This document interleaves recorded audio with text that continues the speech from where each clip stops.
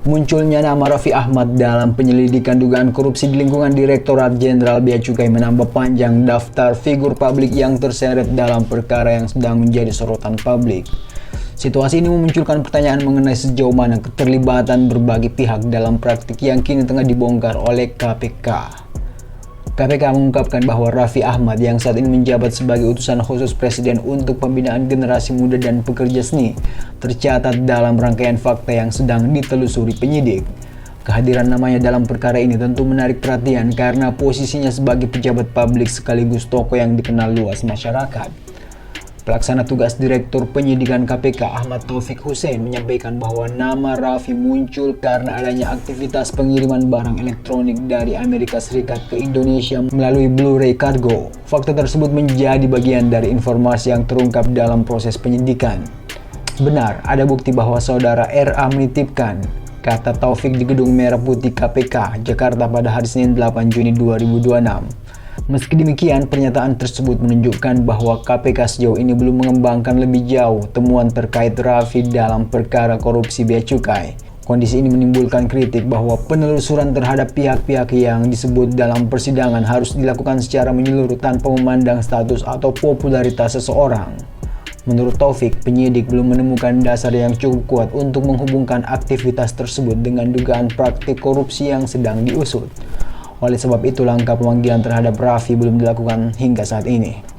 Sehari yang lalu kami belum memperdalam hal itu karena faktanya belum cukup kuat untuk dikaitkan dengan kegiatan Blu-ray Cargo dalam urusan imigrasi di Ditjen Bea Cukai. Jadi kami tidak melakukan pemanggilan, ujarnya.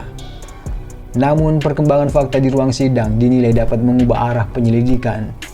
Publik tentu berharap agar setiap informasi baru yang muncul tidak diabaikan dan ditindaklanjuti secara profesional demi menjaga kredibilitas penegakan hukum. Apakah fakta-fakta yang diungkap di persidangan nanti akan menciptakan fakta baru yang perlu diperiksa? Ya, kami akan melakukan pemeriksaan lebih lanjut tentunya, katanya.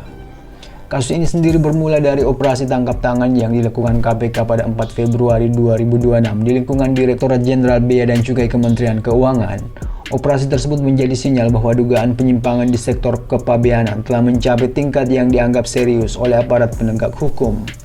Sehari setelah OTT dilakukan, KPK menetapkan 6 orang sebagai tersangka dari total 17 individu yang diamankan. Mereka diduga terlibat dalam praktik suap dan gratifikasi yang berkaitan dengan masuknya barang-barang tiruan ke Indonesia melalui jalur impor. Banyak pihak menilai kasus ini memperlihatkan adanya celah pengawasan yang seharusnya dapat dicegah sejak awal.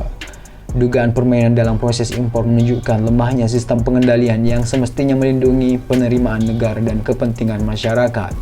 Para tersangka dari unsur bea cukai meliputi Rizal, Sisprian Subiaksono, dan Orlando Hamonangan. Ketiganya memiliki posisi strategis yang berkaitan langsung dengan penindakan dan intelijen, sehingga dugaan keterlibatan mereka menjadi sorotan tajam. Di sisi lain, KPK juga menetapkan pemilik Blu-ray Cargo John Field, Ketua Tim Dokumentasi Import Andri, dan manajer operasional Dedi Kurniawan sebagai tersangka. Penetapan tersebut memperlihatkan bahwa dugaan korupsi tidak hanya melibatkan aparat tetapi juga pihak swasta yang diduga memperoleh keuntungan dari praktik tersebut. Penyidikan kemudian berkembang dengan penetapan Budiman Bayu Prasojo sebagai tersangka baru pada 26 Februari 2026. Bertambahnya jumlah tersangka memperkuat dugaan bahwa perkara ini memiliki jaringan yang lebih luas daripada yang terungkap pada tahap awal. Keesokan harinya, KPK mengumumkan tengah mendalami dugaan korupsi dalam pengurusan bea cukai setelah menemukan uang tunai 5,19 miliar yang tersimpan dalam 5 koper di sebuah rumah aman di Ciputat. Temuan tersebut memicu kritik terhadap lemahnya pengawasan internal yang memungkinkan aliran dana mencurigakan berlangsung dalam jumlah besar.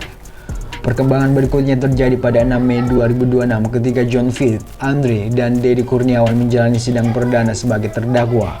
Dalam proses persidangan itu, nama Dirjen Bea Cukai Jaka Budi Utama turut disebut dalam dakwaan yang dibacakan jaksa. Dakwaan tersebut mengungkap adanya pertemuan antara Jaka Budi dan sejumlah pengusaha kargo, termasuk John Field, di sebuah hotel di Jakarta pada Juli 2025. Fakta ini semakin memperkuat tuntutan publik agar seluruh relasi antara pejabat dan pelaku usaha yang terkait perkara diperiksa secara terbuka. Selanjutnya, Jaksa penuntut umum KPK menyebut Jaka Budi Utama diduga menerima suap sebesar $213.600 Singapura atau sekitar 3,01 miliar. Di tengah bergulirnya persidangan, nama Raffi Ahmad kembali mencuat pada 5 Juni 2026 terkait kunjungannya ke kantor Blue Ray Cargo di Amerika Serikat, sehingga menambah daftar fakta dan dinilai perlu diusut secara tuntas agar tidak menyisakan tanda tanya di mata publik. Tampilo News.